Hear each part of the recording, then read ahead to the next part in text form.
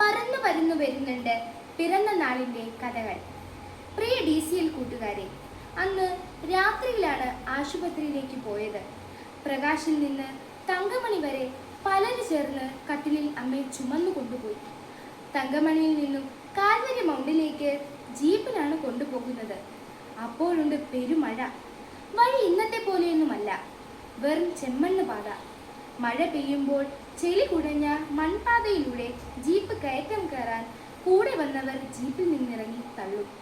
അങ്ങനെ 2-3 കിലോമീറ്ററുകൾ പെരുമഴയത്ത് വണ്ടി തള്ളിയാണ് കാൽവരി മൗണ്ടിൽ എത്തിച്ചത്.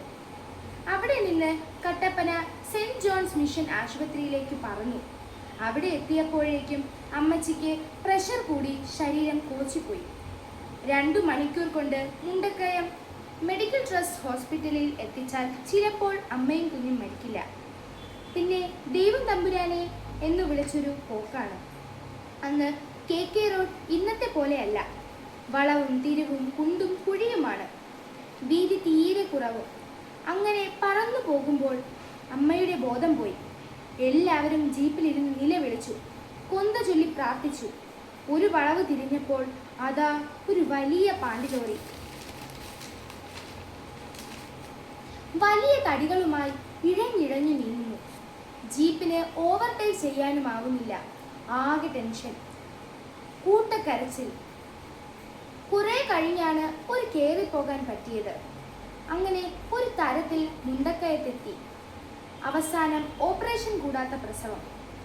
അന്നേരമാണ് അറിഞ്ഞത് ഇരട്ട കുട്ടികളാണെന്ന്. അമ്മയ്ക്ക് ബോധം തെളിഞ്ഞത് 2 ആഴ്ച കഴിഞ്ഞാണ്. പ്രിയ കൂട്ടുകാരെ, ഇത്രയും വായിച്ചപ്പോൾ ഇതെന്തു കഥയാണ്, ഇതാരുടെ കഥയാണ് എന്ന് നിങ്ങൾക്ക് തോന്നിയേക്കാം. എന്നാൽ ഇത് മറ്റാരുടെയും കഥയല്ല. ഇത് എൻ്റെ പിറന്നാൾ കഥയാണ്.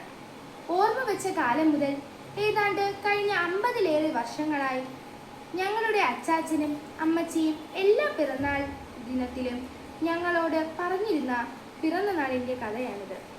കേട്ട് കേട്ട് കാണാപ്പാടമായിട്ടും കഴിഞ്ഞ വർഷവും ആദ്യം കേട്ടതുപോലെ ഞങ്ങൾ ആവേശത്തോടും അത്ഭുതത്തോടും കൂടി കേട്ട കഥയാണിത്. കൂട്ടുകാരെ, നമുക്ക് എല്ലാവർക്കും പിറന്നാളുണ്ട്. നമ്മൾ തന്നെ ഹാപ്പി ബർത്ത്ഡേ എന്നാണ് പറയുന്നത്. എന്നാൽ നമ്മൾ പിറന്ന നാൾ ആർക്കാണ് ഹാപ്പി ബർത്ത്ഡേ ആകുന്നത്? പിറന്ന നാളിൽ നമുക്കത് ഹാപ്പി ബർത്ത്ഡേ ആയിരുന്നു. എന്നിട്ടും നമ്മൾ ചീവീട് കരയുന്നത് പോലെ നീണ്ട വായിൽ നിലവിളിക്കുകയായിരുന്നല്ലോ. പിറക്കുമ്പോൾ കുട്ടി കരയണം.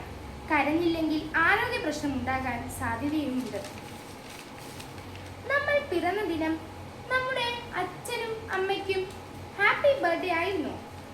ഇത്രയും വായിക്കുന്ന നിങ്ങൾ ഒന്നറിയണം, നിങ്ങൾ ഇന്ന് ഹാപ്പി ബർത്ത്ഡേ എന്ന് വിളിക്കുന്ന നിങ്ങൾക്ക് ഓർമ്മയില്ലാത്ത ആ ദിവസത്തിന് ഒരു കഥയുണ്ട്.